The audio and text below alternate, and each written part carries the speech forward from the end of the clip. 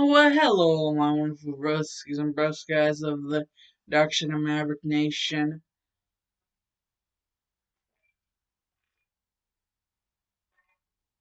and welcome to. This is not about a new commercial. This is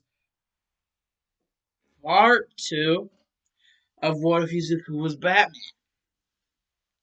I'm finding, as I expected to, like this What If more than I do the Superman. The thing that I like about the Superman What If is that I get to make memes with a certain character. you know, just play him up for all of the lols. And if you don't know what certain character I'm talking about, shame for shame. Never mind. Not really. Anyways, this is What If Izuku Was Batman Part 2. And I remember last time, basically, we left off with the whole thing about Izuku actually, going to the UA entrance exam. And well, it comes to that day, and Izuku does pop up in like a limousine that has a similar design to the Batmobile, but it's not the Batmobile. It's like a Batmobile design limousine. It's a limousine with the design of the Batmobile. It's like the Bat limo. Yeah, that was something that Izuku's father, you know, thought of. So yeah, he thought of that before he died. Sad as hell.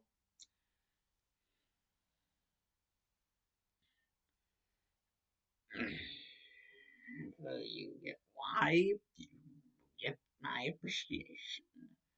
And never mind. Anyways, Dick Grayson is also there, and he goes over where like the teachers and the principal is, and the most of the teachers are actually kind of getting a little bit apprehensive. Excuse me. You know, but Principal Natsu assures them that this is, Dick Grayson, a friend of Batman, so no worries. He's probably just here to look after, the kid that he took in. And Alma is like, he took in a kid? And Natsu just looks over, and then Aizawa is like, that kid? That would explain the look. And I'm just going to say that, like, the normie hero suit, like, not the vigilante one, but the normie hero suit, is basically like bits and pieces of the Batman Forever costume. Like, because he can't have it cover up his, like, full body.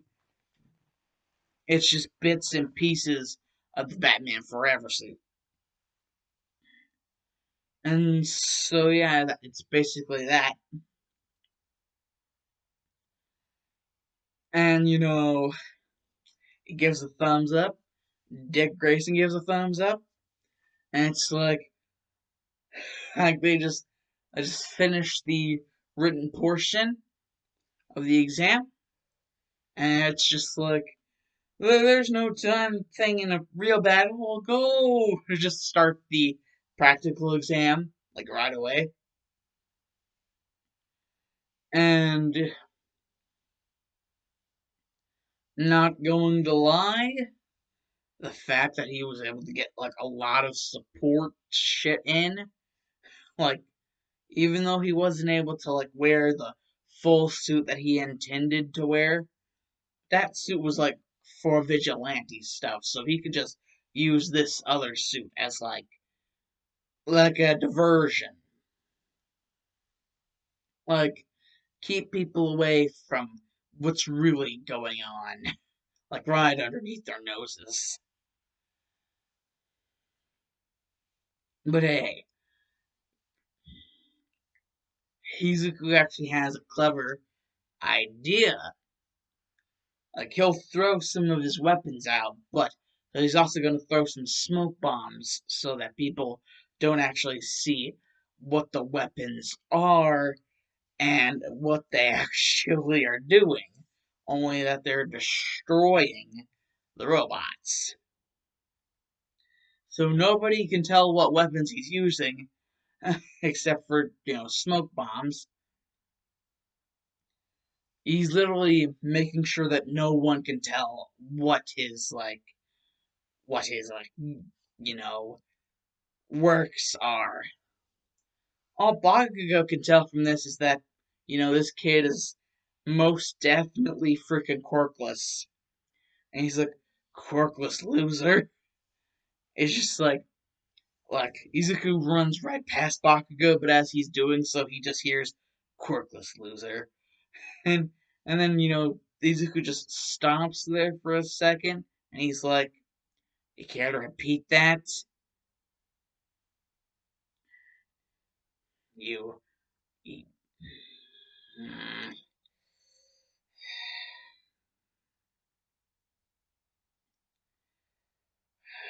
angry Pomeranian. He's like, you care to repeat that, you angry Pomeranian?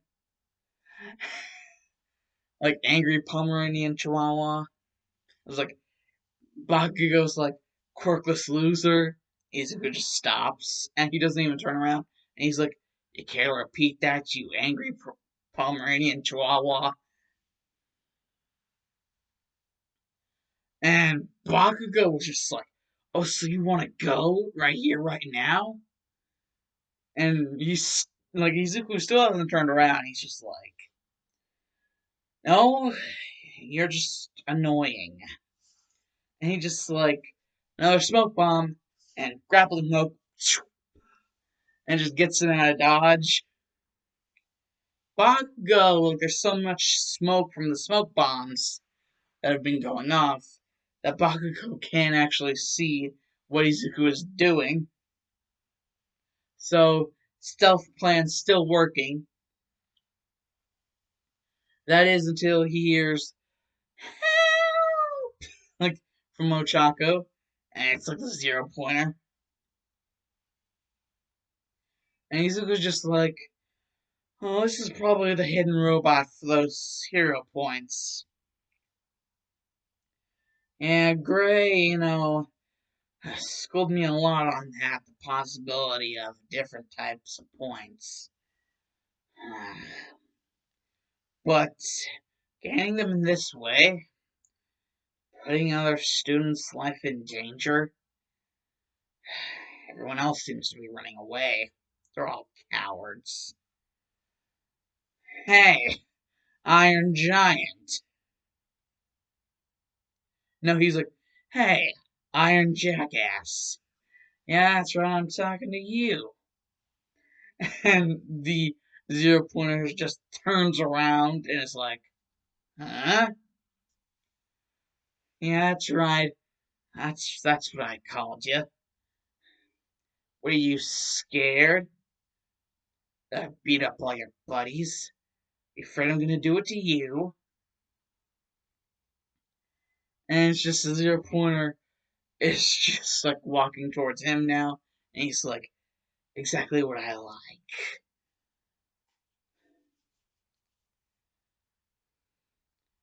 Brain dead as all hell.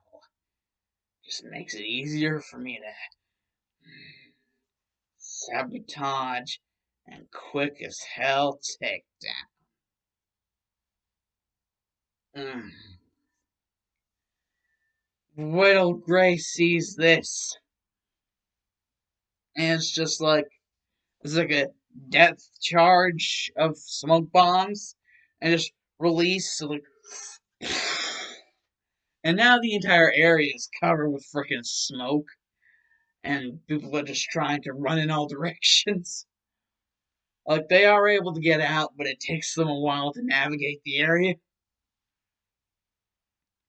And you know, Izuku has the ability to see through the smoke because of his little, you know, like uh, sensors. Because you know how Batman has all that freaking tech. He would have sensors to like be able to see through the smoke, especially if it was smoke being produced by one of his like weapons. And so Izuku just sees the zero pointer.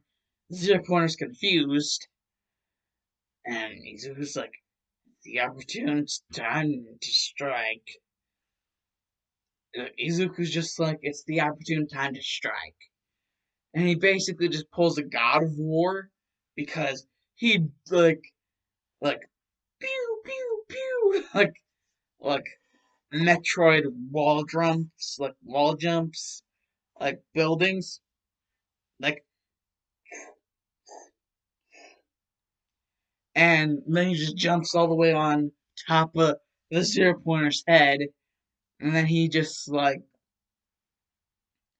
it's just like he just like digs into it with like little serrated knives that he has at the ends of his hands that like can come out at a moment's notice. It just digs into the zero pointer's head and kind of spins around and causes zero pointer to get delirious.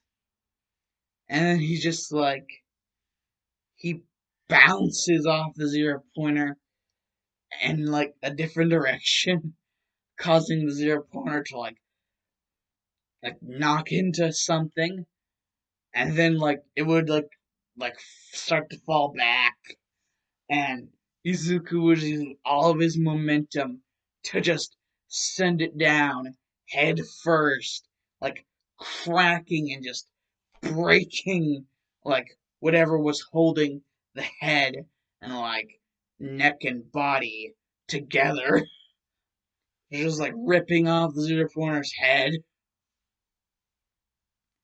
So yeah, basically God of Warring it.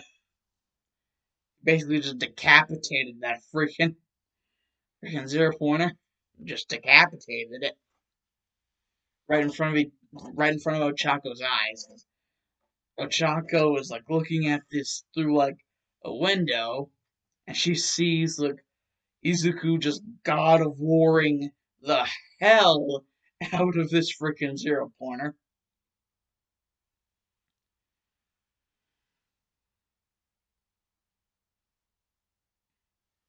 And it's just insane how good he is at it. And so, whenever President Mike says that the test is done, Izuku just speeds off straight through the gate. But like Bakugo tries to trip him, but you know, Izuku grabs onto his leg with his two legs and, you know, turns around really fast, flipping Bakugo over onto his face, basically using his momentum against him. But he does it so fast that nobody realized it was actually him. Everybody thinks that Bakugo just fell on his face. It's that training with Major Dick Grayson. Major Dick Grayson. It's all that training with him, teaching Deku, like Izuku, how to be a supreme badass and just like take people out before the they even notice you like moved. Like no one could even perceive that he was doing that. Not even Bakugo. He was like 1 second he's standing up and the next second he's on the freaking floor. He's just like, the happened? How the hell did that happen? Like, he can't even tell. Izuku's just like, I have better things to be I have better things to be doing than to waste my time with you, Bakugo. So, would you please buzz the hell off? And Bakugo is just like, you know, you got balls, Deku. Got serious balls to be messing with me. And Izuku's just like, balls? Huh, you don't even know the half of it. And he just disappears, and then like really he appears behind Bakugo, but before anybody can see him, he just like neck chop, then reappears back in front, and it's like, what the shit? He disappeared like several times, and Bakugo was just out, like just asleep,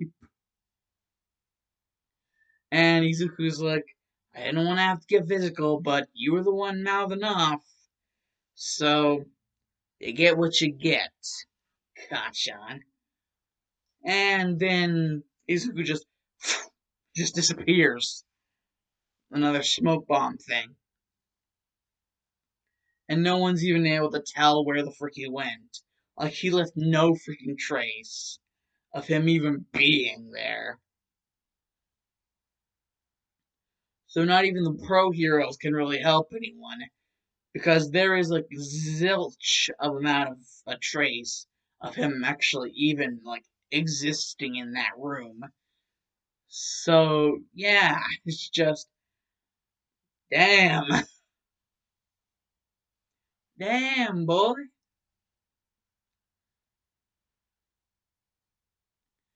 And so basically now that everything is all done, like Dick Grayson is like, you got something in the mail, Master Izuku. I was like, you got something in the mail, Master Izuku. And Izuku's just like, thank you, Gray.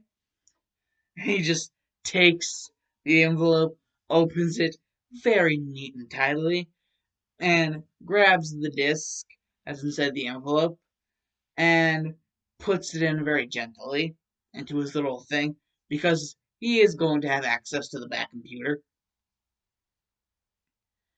And, the hologram that would display itself upon the image of the back computer,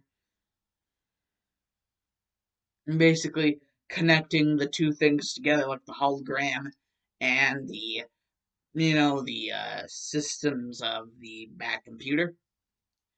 It would connect the two things.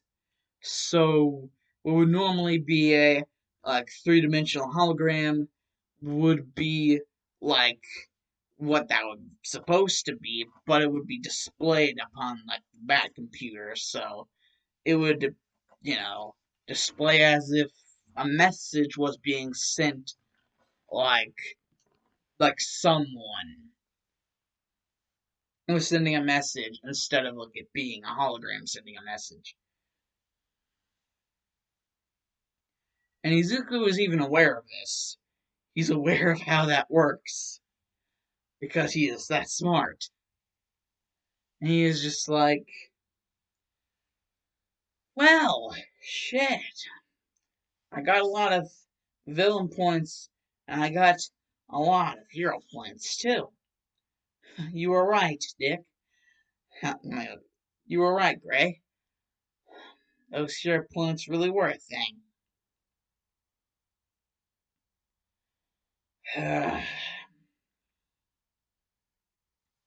Now that we're pretty sure on the whole I passed thing,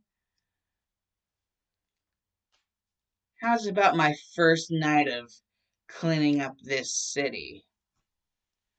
And, you know, Gray would just be like Dick Grayson would just be like, oh, you mean that? And then he would just look over to, like, the big, pace.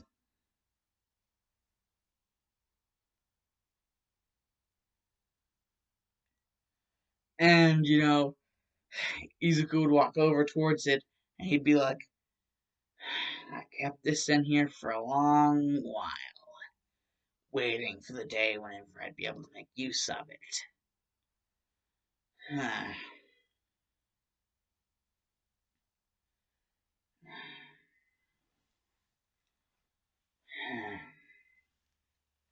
And he just has the majority of the suit put on, but as a homage to Mask of the Phantasm, there's the cowl that he has to put on. Because, Kevin Conroy Batman, Batman having that cowl. And whenever, like, he's putting on the cowl, and Dick Grayson is like, he's just like, wow, you were even better than Bruce. And it's just like, whenever lightning strikes, and it's like a stormy night, and lightning strikes, and then like the cape starts to flow because like the wind is like rattling against like the manor, like Wayne Manor. It's just like rattling against it, like the flow of the electricity, like piercing the manor, and even the flow of the wind piercing the manor, making it seem as if wind was flowing for the cape to move. And finally, the cowl was fully put on, and Izuku, he then turned to see Gray, looking at him with the biggest freaking smile, just like putting his hand on his shoulder and being like, you go out there and you do what you need to do. But all the same, I don't want you to overdo yourself, okay? So if you get in any trouble, you know who to call. And Izuku's just like, it's my first day. You think I'm gonna track down some really huge villain? Hell no. I know where to place my cards, if you know what I mean. Well, set down the chips.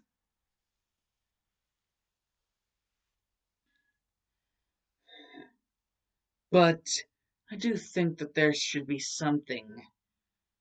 Yeah, I gotta do something for the voice. Don't want to give myself away. I think I got something. As usual, we will be monitoring. As usual, you'll be monitoring me, right, Gray? And Dick Grayson just like, well, why wouldn't I?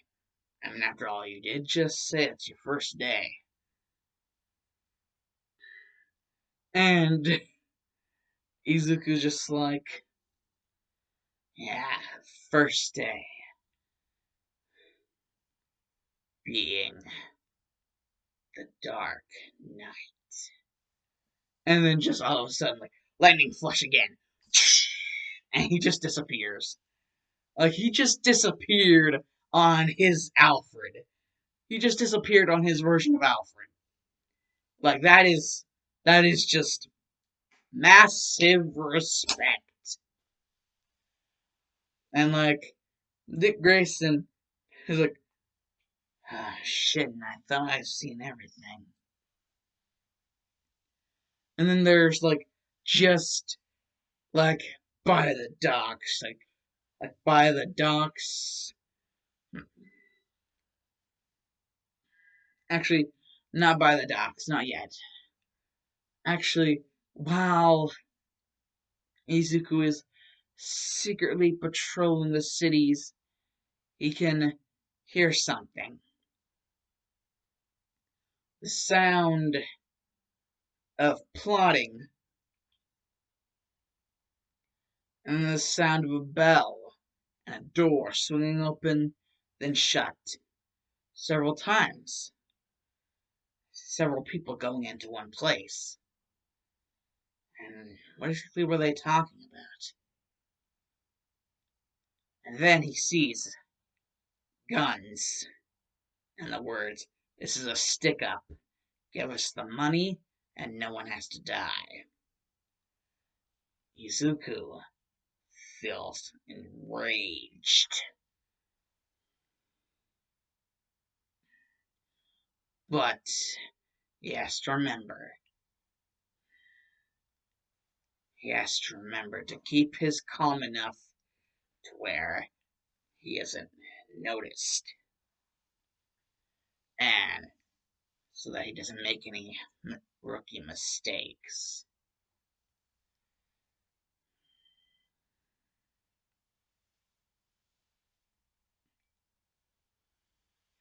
Basically, not make any mistakes, not reveal his voice.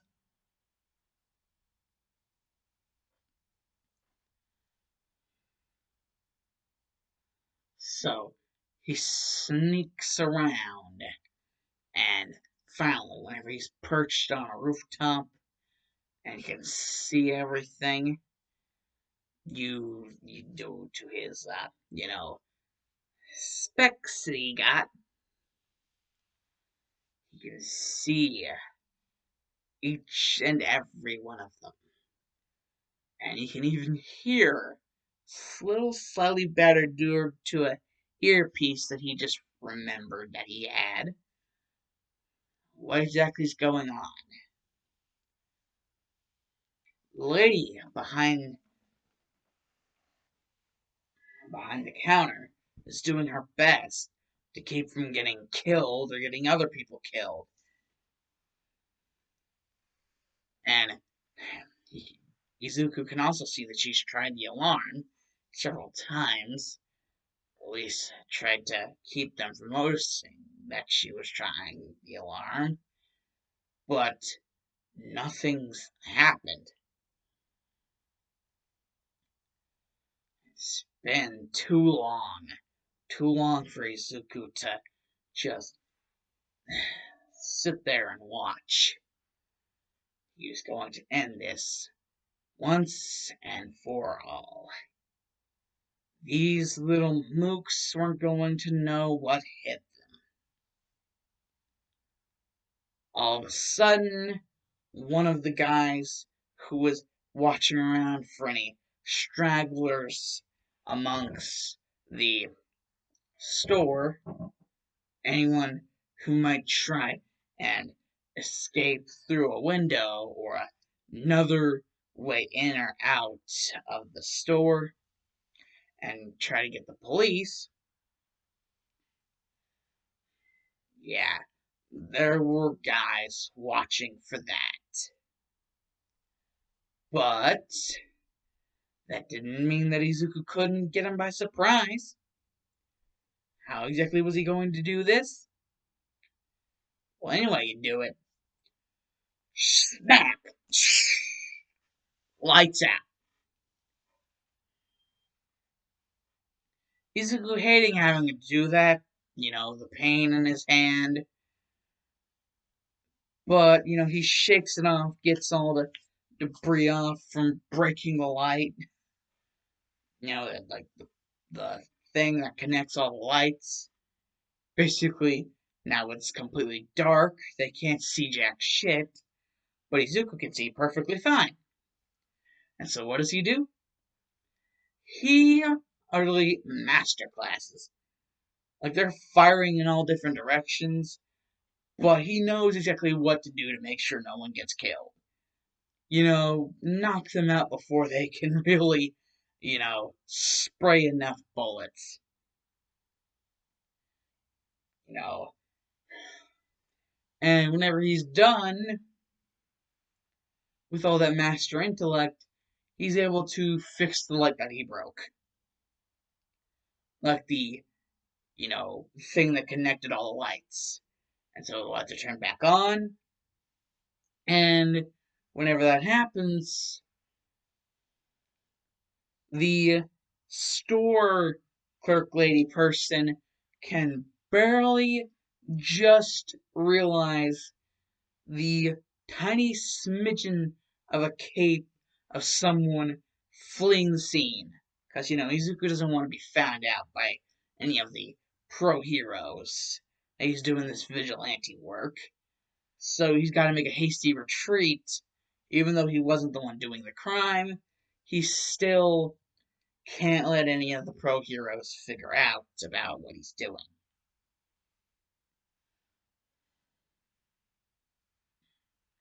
Because to them, vigilante work is also considered a crime. But, Izuku's gonna do what Izuku's gonna do. And, be the new Dark Knight. The one who will bring back fear into the hearts of criminals. Let them know that they are far from free to do whatever they want. That he's going to lay down the smackdown if he has to. Of course, Izuku sticks by the code like hammered into him by Dick Grayson, and what Batman taught Dick Grayson. No killing. Plus, all like the professional heroes, even go by this, like, no killing.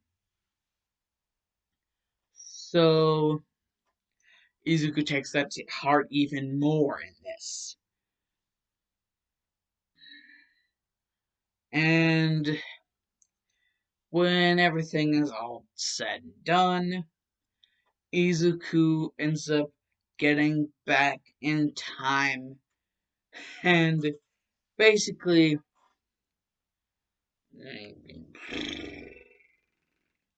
Dick Grayson was indeed watching his performance, and he's just like, not bad for a beginner.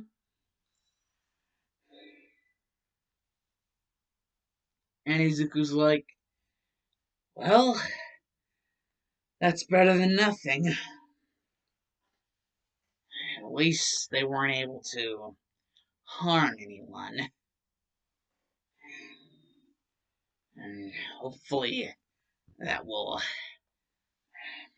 etch it into the minds of the people of this city, and even the people of the world, that the Batman, the Dark Knight, has returned. And, like, Dick Grayson is like, what if that isn't enough? What if simple solvings of crime robberies isn't enough? What will you do then? I mean, you still have Ueda at tend. And Izuku's like, Gray, you honestly didn't think that I thought of that? Wouldn't think of that? And, Dick Grayson's like, well then, what exactly did you think about? And Izuku's just like, well, come over here and see. And he just takes Dick Grayson up a bunch of freaking stairs to the top of the roof of Wayne Tech. It's just like, and here she goes. Just pulls a lever, and all of a sudden, it's just a big symbol of a bat. The prototype new bat signal. Hmm. We need to inform the Commissioner Gordon about that. If you know what I mean.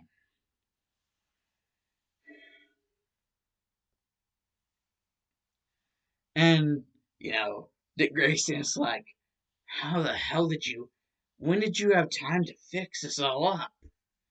And Izuku's like, I made time. Anyways, about the whole Commissioner Gordon thing, and basically Dick Grayson is like, well, let me take care of that. You're just now starting out with this. He might not be able to trust you as much. And Izuku's like, that's understandable. And it's just like over time, like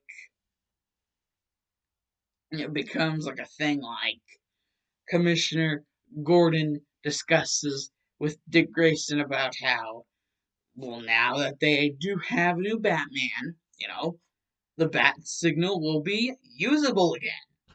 All they have to do is just mosey it on over to, you know, where like the whole bat signal would be put.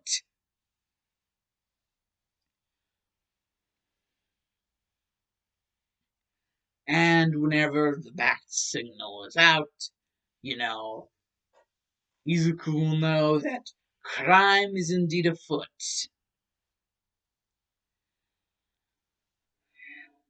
But Dick Grayson did indeed make sure to put in a good word for Izuku. And Commissioner Gordon was like, well, I at least find it's a good thing that this city has a new Batman. For the longest time, I thought there would be no hope for this city. For the people, you guys that are wondering, wait, how is this Japan and Gotham at the same time? Because, like, talking about the pro heroes, but also talking about, like, the Gotham, Commissioner Gordon, like, all that stuff.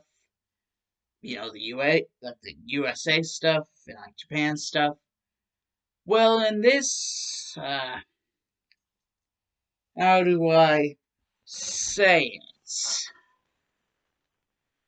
How do I explain this?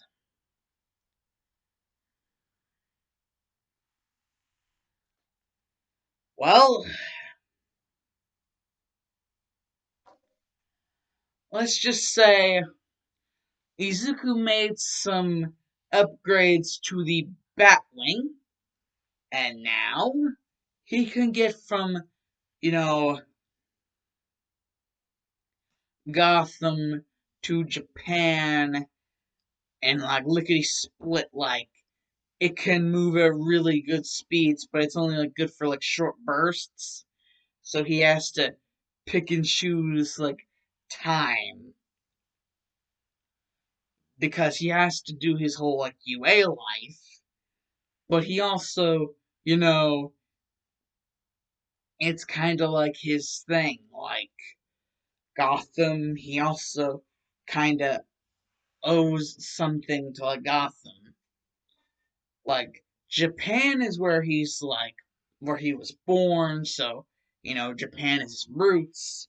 But he also feels he owes a big service to Gotham, you know, because that's the whole Dick Grayson connection. And so he outfitted the Batwing to where it could, you know, actually help him move from Gotham to Japan, like back and forth, if he really needed to, like lickety split. And that like Commissioner Gordon finds that to be very convenient, and Dick Grayson likes it, but the only thing that he really is like upset about is that this whole like juggling places kind of you know he just really wishes Izuku would pick one. Like Batman for the longest time before he ended up having to retire, you know, was a vigilante hero, so like Gotham isn't really all that new to that type of thing. So he'd be fine doing like his work there and not have to worry about the whole like UA school thing. He wouldn't have to worry about that. But he does understand the whole thing about, connections, like this is where he was born, this is his roots, like Japan. So he understands that it's really hard for Izuku to juggle, but at the same time, Izuku kind of feels obligated to juggle because, you know, he can't choose one over the other. It's too hard for him. And so he'd rather go through the hardship of having to juggle rather than the hardship of having to leave one part of his life behind. Because he really is good friends with Dick Grayson, and he wants to become good friends with the commissioner, like Commissioner Gordon. And there's just so much in Gotham that he hasn't done that he wants to do.